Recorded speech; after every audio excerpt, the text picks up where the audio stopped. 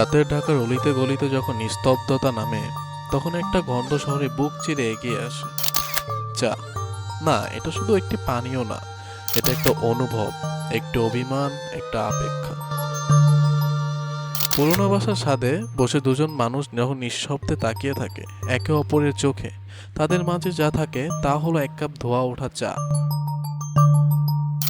চা, যেটা বলে না কিছু, কিন্তু বলে সব কিছু। আপনি কি জানেন, চায়ের কাপ থেকে প্রেম জমে?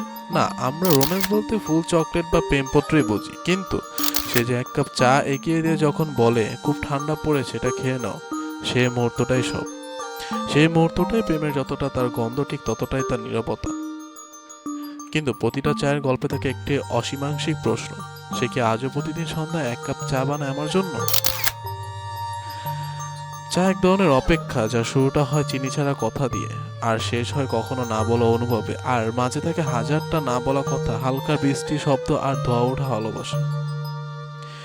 আজও যদি কোনো টং দোকানের সামনে দাঁড়িয়ে ধোয়া ওঠা এক চায়ের কাপ হাতে পাও, মনে রেখো, তুমি একা নও। হয়তো কোথাও কেউ আজও ঠিক সেই কাপ ভাগ করে নেওয়ার অপেক্ষায় আছে।